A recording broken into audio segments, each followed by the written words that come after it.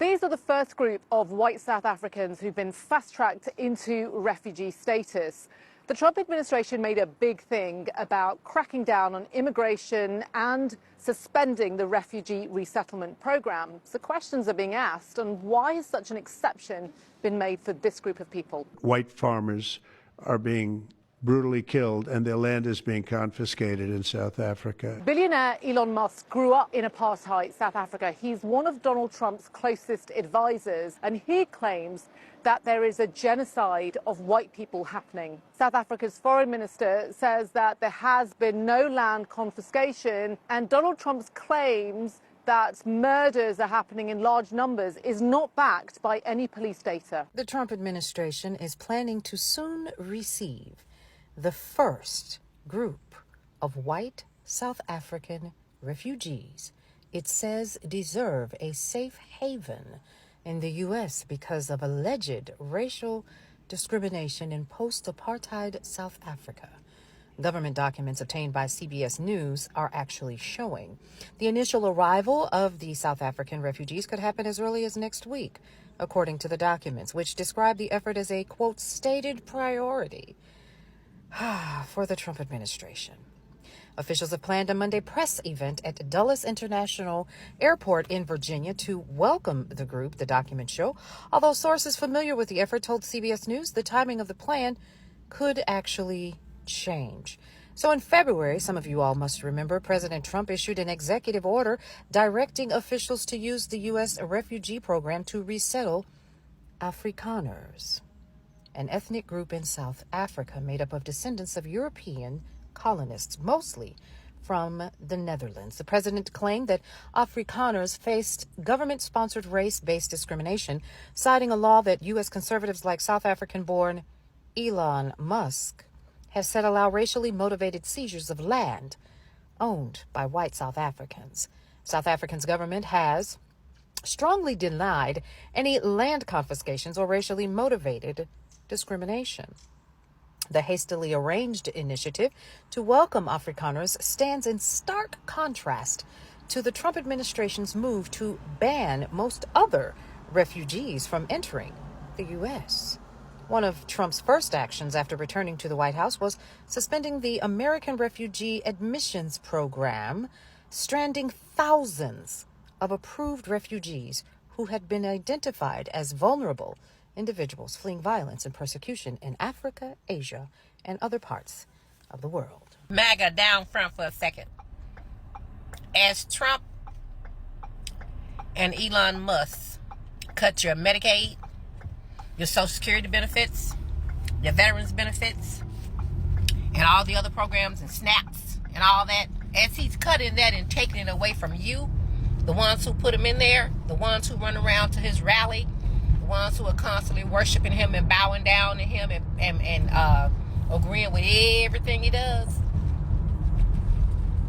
When he takes all that from you guys, that is already in the making, they're already in the Senate, in the Congress, voting on that budget to cut your Medicaid, cut that $800 and something billion dollars off of your Medicaid. Guess who's getting all those benefits? Guess. You know those white Africans, South Africans over there, they claim is being treated badly, genocide and all that. Well, he's bringing all them over here. As a matter of fact, they're here. I think they got here yesterday. Today, we want to talk about a story that's flying under the radar, but says a lot about race, politics, and immigration in America. Donald Trump, the same man who spent years attacking immigrants, is now offering a helping hand, not just to anyone. He's specifically opening the doors for palm-colored farmers from South Africa, giving them a chance to resettle in the United States as refugees. That's right, while black and brown immigrants are being deported, locked up, or turned away, Trump is making space for palm-colored South Africans. And we need to talk about why.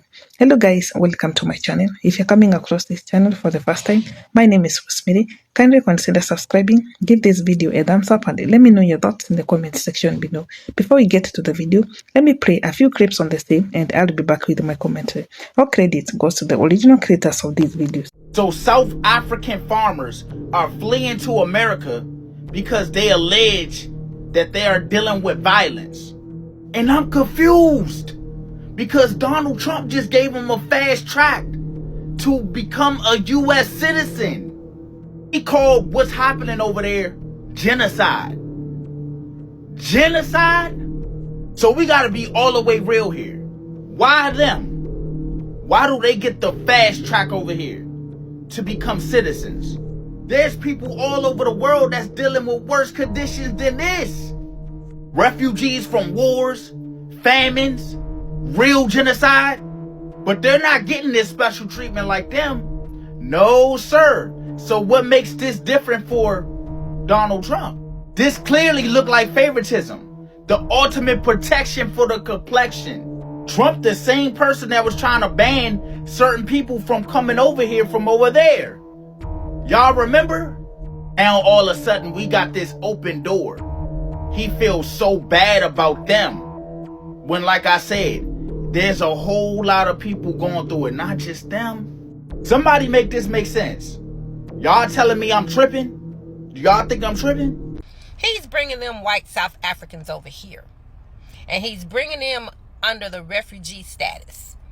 Which means, guess who's going to be getting your SNAP? Guess who's going to be getting your Social Security? And guess who's going to be getting your Medicaid benefits? You know, all those programs that y'all hate that people like the Venezuelans were getting, you know, housing and SNAP and Social Security and Medicaid. Well, those South Africans are getting it. You won't get it anymore. Yeah, you and me, Mom, them going to be shit out of luck. You know, you won't be able to go to the doctors anymore on the Medicaid. Your SNAP benefits are going to be cut down to y'all to be counting rice grains out of the bag, trying to ration them out to your families. You know, all that stuff. He says you don't need it. It's fraud and abuse when you get it. And they need to cut it. But when it's his pick that he wants over here, those racist white South Africans, he's rolling out the carpet for them. There's no limit to what they can get.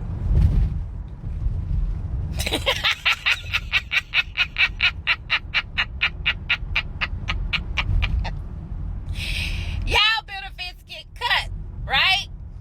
Y'all don't know where your next meal coming from, some of you. And it's happening because you ushered it in. Based on your hatred. You ushered this season in on yourself. And what the real slap in the face is, you won't be getting it. But the other people that he's bringing in, the ones that are going to take y'all place for him.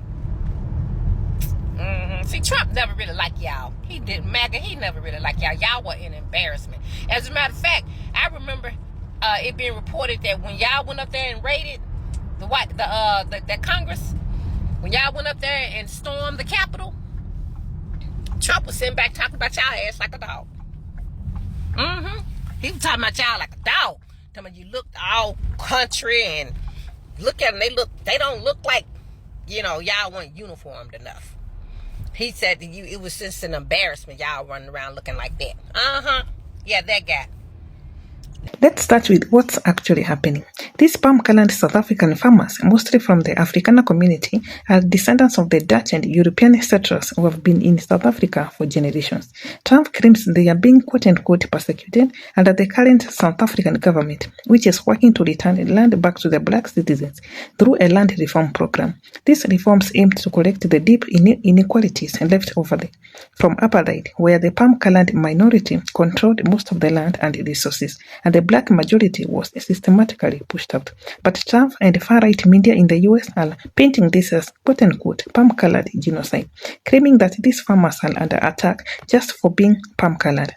Now, let's be clear. South Africa does have real problems with crime and rural violence, but the idea that there is an organized campaign to wipe out palm-colored farmers is not supported by the facts. Independent reports shows that both black and palm-colored farmers are affected by violence. Yet, Trump chose to amplify only the palm-colored experience, turning it into a political crisis that fits its narrative. That's why he's offering special refugees visas and encouraging these farmers to come to the US. And here is where the double standards become impossible to ignore.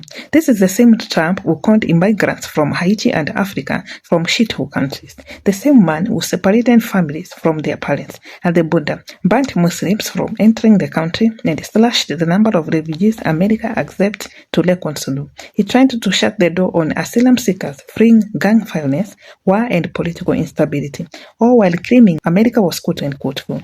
But now, with palm-colored South African farmers, suddenly he finds space. Suddenly he finds compassion. Suddenly, refugees' status matters again. It's not hard to notice that the big difference here is race. Palm-colored South Africans are seen as deserving of help, but when it's a Haitian family, or a Central American child, or a Somali refugee, the response is totally different. They are labeled as quote-unquote illegals, invaders, or criminals. They get deported, they get punished, and that's not an accident. That's a policy rooted in racism. It shows that in Trump's world, not all refugees are created equal. Who gets less good depends on the color of your skin and the language you speak. Meanwhile, in the US, thousands of black and brown immigrants are still being deported every day. Haitians, Central Americans, Africans, Palestinians, people are fleeing lead violence and poverty, are being told to go back to where they came from. They don't get special visas, they don't get sympathy, they get border patrol agents, ICE raids, and court dates with no lawyers. The same compassion Trump has for palm-colored South Africans is nowhere to be found when it comes to them. That's not fair. That's not justice. That's racism in broad daylight.